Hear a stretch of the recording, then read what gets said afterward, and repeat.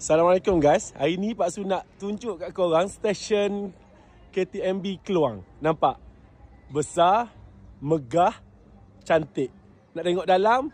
Teruskan tonton video Pak Su. Okey guys, ini jalan masuk ke kaunter dan juga ke platform. Pak Su tunjuk sini macam mana nak beli tiket, nanti Pak Su ajar. Okey, masuk sini. Lepas tu sebelah sini ni untuk ke platform 1 dan 2. Sebelah sini untuk ke kaunter. Jom. Okey, ini kaunter kita, kaunter KTM untuk beli tiket dan sini untuk beli kios. Untuk beli tiket juga tapi menggunakan kios. Lepas tu dalam tu kita ada kedai Serberneka dengan yang cool block sana. Kejap, Pak Su belanja korang semua. Apa yang ada dalam menu ni korang datang sendiri nanti. Jangan risau, semuanya ada. Kejap. Assalamualaikum. Masuk dalam menu. Kau senyum sikit. Nampak sambut. Mentang-mentang masuk video cantik korang kan. Sini semua ada ni. Ada apa-apa sale dek? Tak ada. Tak payah pergi sale. Bye. Kita pergi sebelah sana cool block. Cool block ada buat sale ke? Datang je lah cool block ni. Air dia sedap-sedap. Air murah je. Kan dek kan? Paling murah RM8. RM6. Lagi murah. Lepas tu bye. Sini kita ada tandas. Kita ada bilik utility. Kita ada surau. Lepas tu kita ada tandas OKU. Dalam ni semuanya ada.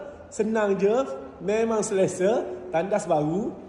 Surau baru. Situ surau. Ini tandas. Allahumma. Ada orang cukup di situ saja. Ini tandas untuk OKU. Pak Su belanja korang semua. Jangan risau. Nampak luas, bersih, cantik. Ini pula surau lelaki. Sekejap kita tengok. Ada orang tapi tak apa. Assalamualaikum. Sampai situ je. Okey dah. Lepas tu surau perempuan sebelah situ. Dah, bye. Ini pula jalan masuk untuk ke platform. Platform kita dekat atas sana dengan kat atas sana juga. Kali ni Pak Su nak masuk sebelah sini. Kita tengok eskalator dia tinggi, kalah MRT.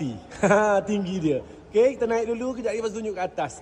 Tengok, like, jangan lupa komen, jangan lupa share dan viralkan untuk orang-orang Keluang. Okey? Dah sampai ruangan atas. Ini platform 1, sebelah sana platform 2. Sini. Platform 2 tu nak balik ke KL Central, platform 1 ni nak pergi ke Johor Bahru. Begitulah ceritanya. Tengok, jangan lupa untuk try cuba sebab official ETS 3 akan launching tak lama je lagi. KL Central Keluang KL Central. Okey, harap video Pak Su ni dapat sambutan, dapat bagi manfaat pada semua. Okey, dia tak panjang, 2 minit tapi berguna untuk semua orang-orang Johor. Dah, bye.